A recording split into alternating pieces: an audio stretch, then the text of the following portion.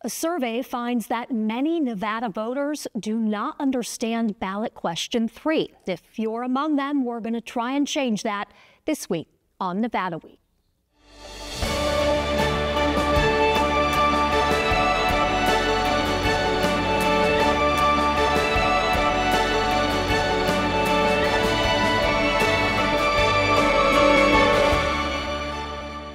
Support for Nevada Week is provided by Senator William H. Hernstedt. Welcome to Nevada Week. I'm Amber Renee Dixon. In 2022, nearly 53% of Nevada voters voted yes on ballot question 3. Yet in 2023, a Gwynn Center survey found that many Nevada voters lack awareness or understanding of the proposed reform and its impacts. It's concerning, considering Nevadans will vote on the ballot measure again this year. That's because question 3 seeks to amend the state's constitution. And in order for that to happen, voters must approve the measure in 2 straight elections. So how will you vote? Sandra Cosgrove, a College of Southern Nevada history professor and executive director of Vote Nevada, is in favor of ballot question 3, while Emily Persad Zamora, executive director of Silver State Voices, opposes ballot question 3. And I'd like to start by having each of you take about 30 seconds to make your case. Sandra, you're first. So the first thing I'd like to say is, as of yesterday, voter turnout is 3%. And from my experience doing voter engagement and voter education, our primaries have been manipulated so much that they end up being confusing, they're not competitive, and they prohibit too many people from voting. And so when you look at our primaries, half the races are already open primary top 2, but the other half of the top of the ticket are closed primaries. And so you have to register with a party to be able to vote in them. So if you're nonpartisan, you're prohibited. All right, your turn now, Emily. So democracy in the state of Nevada and across the country, I would say already is in a fragile state, right? After 2016, we have seen left and right that there's a level of distrust within elections. Yet the state of Nevada has done so much to get us to be one of the best rated states.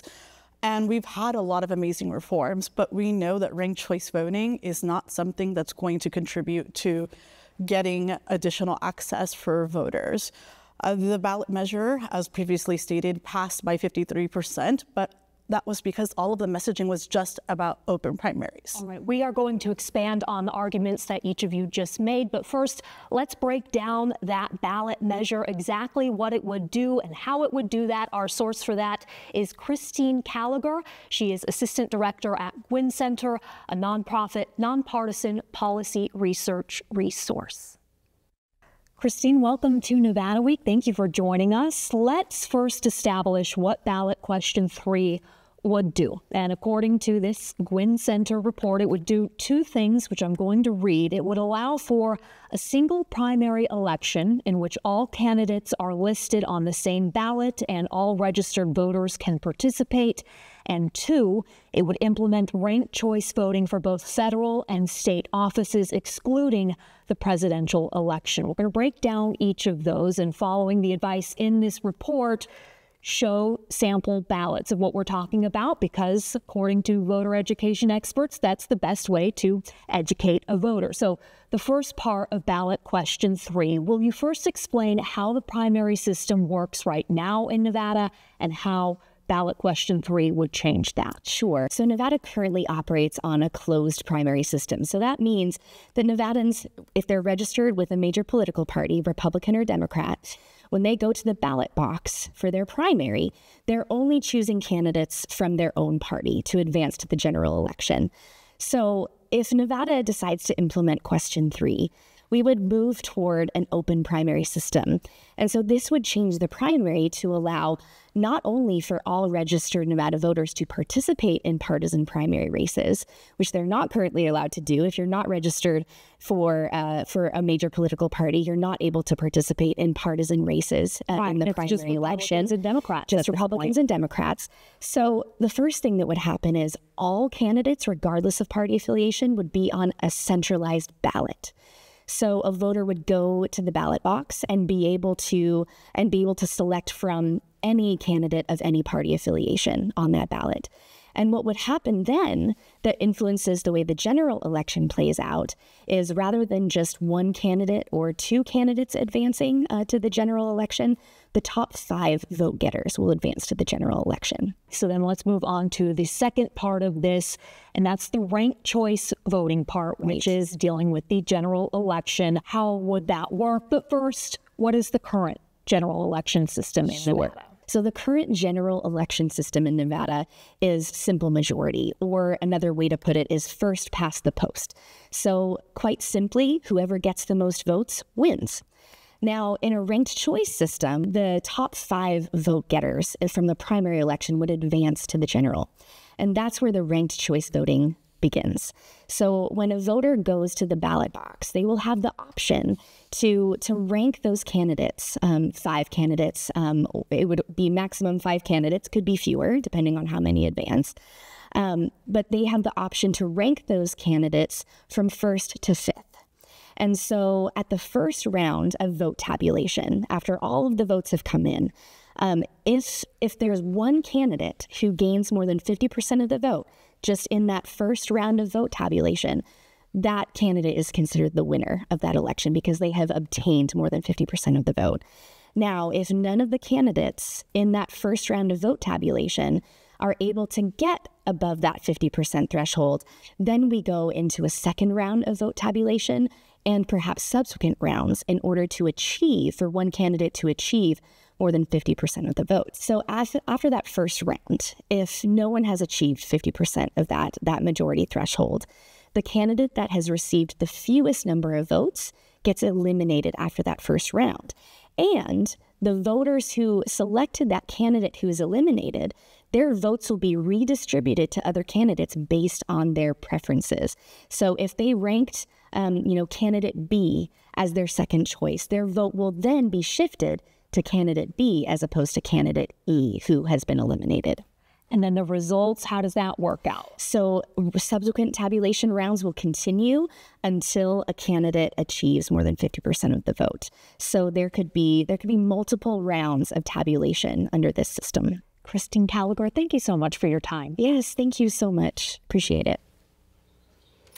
Again, Sandra Cosgrove is in favor of ballot question 3. Emily Persad Zamora opposes ballot question 3. And I'd like to start this part of the discussion with another finding from the Gwynn Center survey that even after reading the sample ballot explanation of Nevada question 3, when asked their opinion on the reform, 37% of respondents answered, "I don't know." Emily, I'm going to start with you.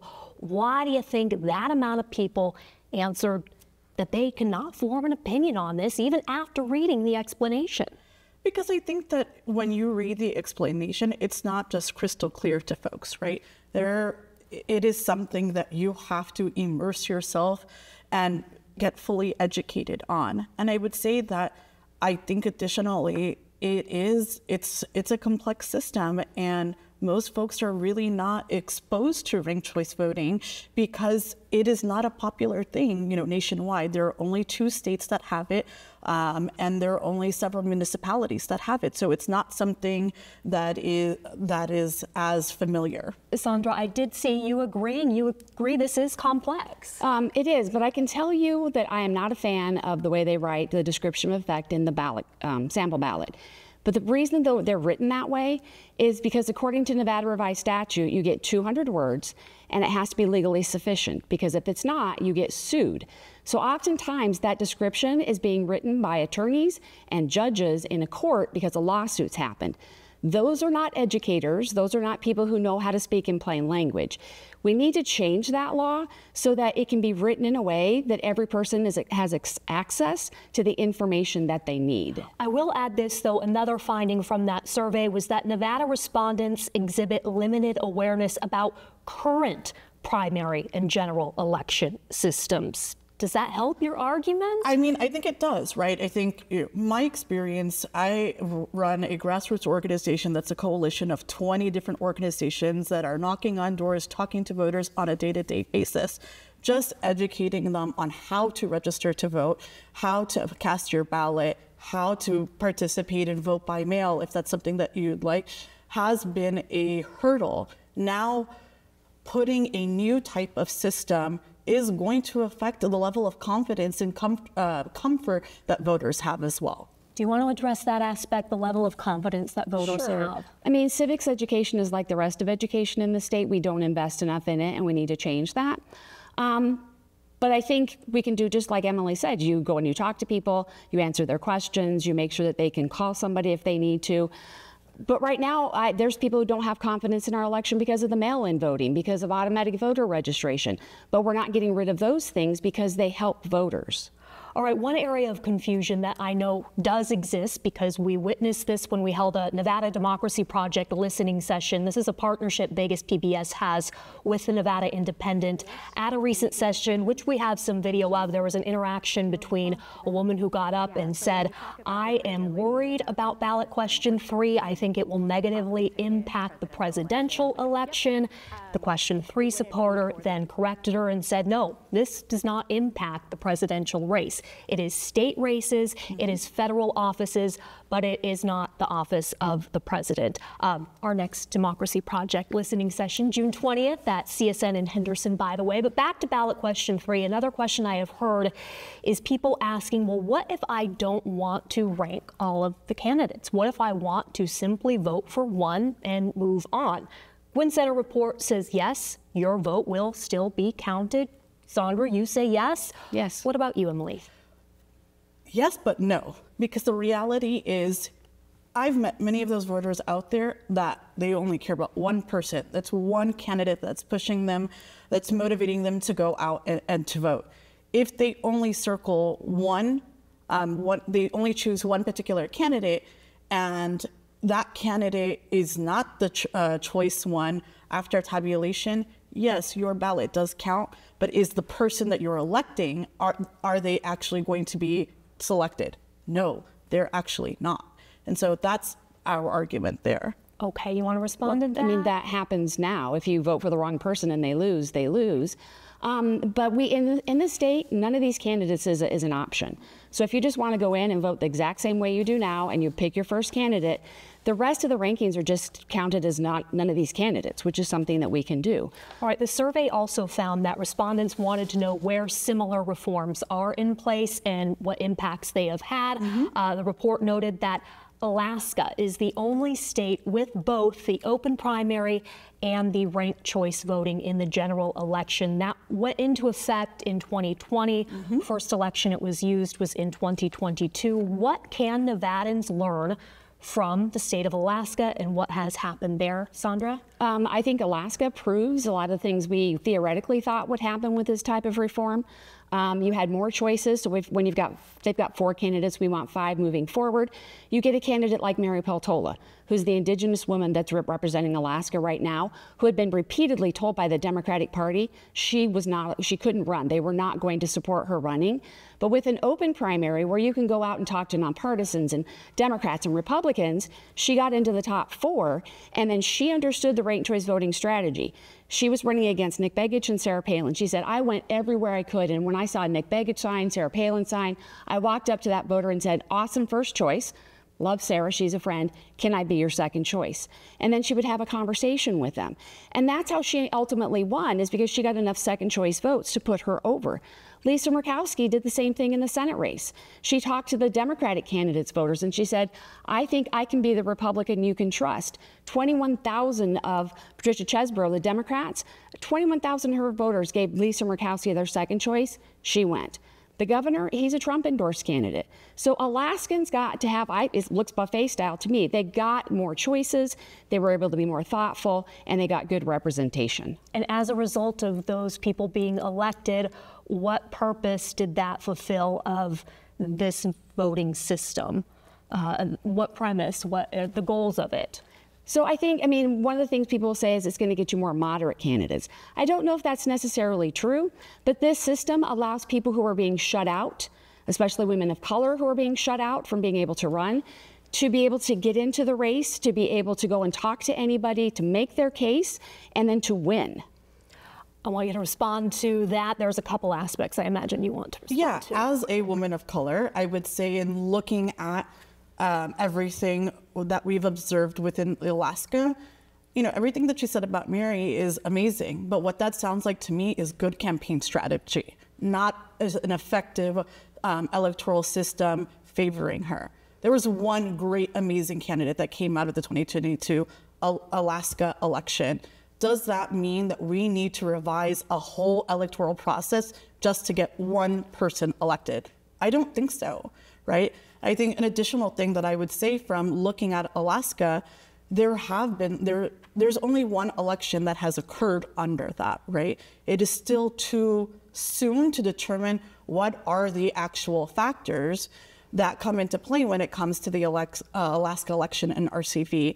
But one thing I will say is that in some of the studies that have came out already, there has been fatigue around the Alaska Natives, the Alaska Native community around RCV. Also, there has been a higher drop-off rate when it comes to ballot rejection within those communities. If it was so perfect, why is there a ballot measure already in play for Alaska to repeal RCV? What else can Nevadans learn from other places that have implemented ranked choice voting or open primaries? And also, will you please expand on the ballot rejection issue? Yeah, so when I think of the places that have implemented RCV, proponents of the Yes campaign usually point to New York City, right, because it's one of the most diverse entities within our country. And when I think of that, I'm a native New Yorker, so I get New York politics very well. And when I think about that, I think about the fact that New York City itself put $15 million in voter education to educate New Yorkers in all 5 boroughs around ranked choice voting. But there was still a huge drop-off rate and rejection rate of the ballot. It's for communities of color. And as a woman who is a woman of color and works with communities here in Nevada, that makes me scared, because a ballot rejection rate, that means that there is something particularly wrong, right? Ballot rejection can be for a variety of different reasons, but in this case study, it was because of RCV. And what I would say to that is there are so many different elections that are very close here in the state of Nevada. Take a look at County Commission District C in 2020. That was decided by 10 votes. And that's the case for many instances here in the state of Nevada. Go ahead. Real quick, so is the idea that more ballots are being rejected because they're not being filled out correctly because the system is too confusing? Yes. What do you think, Sandra? Do you believe that more ballots will be rejected as a result of ranked choice voting? No, we already have a problem right now with mail-in voting paper ballots being rejected because people are not filling them out correctly. We have that problem right now. There's already 1,700. Even though we have 3% turnout right now, there's almost 1,700 that need to be fixed right now. We need voter education on that. There's different ways that people talk about ranked choice voting and why a ballot might be exhausted or where there might be an error. If people use the voting machines, you can't make a mistake. You cannot make an error. So if anybody feels nervous about ranked choice voting, we have vote centers. They're open many hours. Vote on a voting machine. But if someone's ballot is exhausted, they only ranked 1 or they only ranked 2, that is a choice somebody made. That's not because they were misinformed. That's not because they were uneducated. That was a choice that they made. And Mary Peltola is going to come and campaign with us this fall because she is a very strong proponent of this system. Yes. Amber, I have to say that I just firmly disagree, right? Like, I think that there's the factor of, we can sit here and we can say, we've taken a look at different states and different cities that implemented. Nobody can really say that it's not going to happen, because we just don't know, right? It's something completely new to the state of Nevada. If it were to pass, to be implemented in the 2026 election. And so I think that it's not, as practitioners of this work, it's not appropriate for us to say that it's not going to happen, because we just don't know. And I think the other part of it that is super important is that of education. There is a lot of education that happens, but for many communities, that's just still not enough. If you take a look, for example, the Secretary of State's office, they did a lot of education around the PPP, Yes, different model, but they did. It was the first time that the PPP happened, right? Will you say the entire acronym? Sorry, presidential preference primary. There was a lot of education as to what that was since we were moving away from the caucus. There was still so many people who called into the Secretary of State's office, who called into the registrar's office and said, I don't know how to do this. And the other point that I just have to firmly disagree on is this, that if you want to participate in RCV, you should go and vote at a vote center. That's a privilege, right? Not every person has the ability to go into a vote center and participate in in person, right? We have mail ballots that helps a lot of different communities vote. We're talking about tribal communities. But why do they have to go in person for ranked choice voting? Well, that's what she was just saying. I said, if you feel that you're nervous and you're going to make a mistake, you have the option to vote on a machine. I didn't say you had to. But that's also what I think you're missing, is that that's a privilege. Not everybody has that. You can be nervous about a process, but not have the ability to participate. So then we help people. Right. So then we help people with the mail-in ballot. Let's quickly cover that. You brought up the cost of educating New Yorkers. I think you said $15 million. Yes, ma'am. So in Nevada, it has been estimated a one-time expenditure by the state and local governments of approximately $3.2 million relating to voter outreach and education, increased ballot stock costs, personnel expenses, equipment, software, programming costs, et cetera, and then ongoing costs related to the implementation of ranked choice voting, about $57,000 per fiscal year. You think this money is justified? Will it be enough, Sandra? I am always for education. We just spent quite a bit. This money could go somewhere else. Potentially. Education, this is voter education, which we need right now. We're not getting rid of the presidential preference primary. That costs money. People were confused. We're not getting rid of mail-in voting. That costs a lot of money. People are confused. Let's take this opportunity to put a huge investment into voter education around all the things that we have added into the way we vote for people and the way we elect officials. Let's actually bring that level of voter education up using these expenditures. We also have to touch on the issue of communities of color. This is something that U.S. Senator Jackie Rosen said she was concerned about, particularly with ballot question 3, that it would impact communities of color. How? I think there's a variety of different ways, and I'm not sure what Senator Rosen's, reasoning is, but as somebody, I have dedicated my life to civic engagement. I've been doing this work as a baby organizer, and now I have the privilege of being an executive director. But in doing that work, at my coalition, there's a diverse entity of different organizations that represent different communities. And when we talk about this, there is a level of confusion that folks have as to how do we interpret these things, right? Even now, I'm just going to use an example. Just 2 or 3 weeks ago, I was sitting down with my communications coordinator. I'm fluent in English, Spanish, and Portuguese and can translate all of those things very well. We were just talking about the word early voting in Spanish. There is the literal way that you translate it, but that's also for one country. There are different dialects of Spanish, right? And there are different ways of translating it. And what is the actual appropriate thing, right? I think one of the things that we have to think about when we're talking about any electoral reform is that we also have Section 203 of the Voting Rights Act, where materials have to be translated for certain communities. In the state of Nevada, in Clark County, English, Spanish, and Tagalog. Very soon, also Chinese. In Nye County, Shoshone as well, and some other counties translate in Spanish. It's a matter of how do we find the translators to translate in these particular terms where folks may not be familiar with these particular things. You want to respond to that? Sure. I mean, they've translated into Yupik in Alaska. There are indigenous speakers that can make sure that the translation is happening. And as Emily just said, we're already doing that with the changes that have happened over the last 5 years, with mail-in voting, with a presidential preference primary, with the caucus that got added on. So we're already doing translations. We're already helping communities. This would just be something that we would add in. Another question I have, I want to make sure we get, because we're running out of time. A key difference between both of your arguments is what impact this will have on candidates who are not Democrats and who are not Republicans, an independent candidate, for example.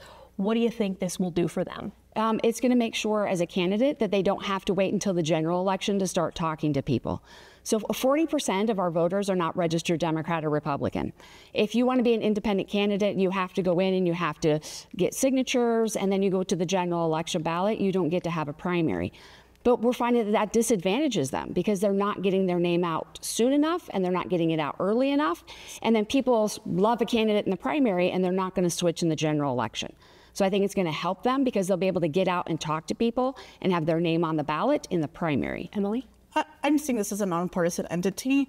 The reality is that in the general, the Democratic Party and the Republican Party is not going to go away.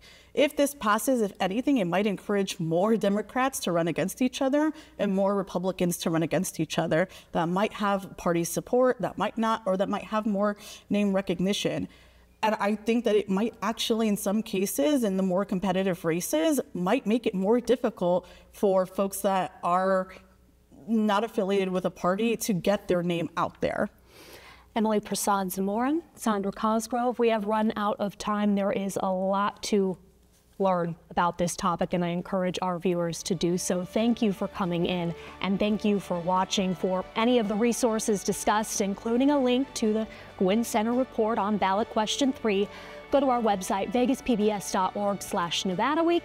And a quick programming note, starting next week, Nevada Week will begin airing on Thursdays at 7:30 p.m.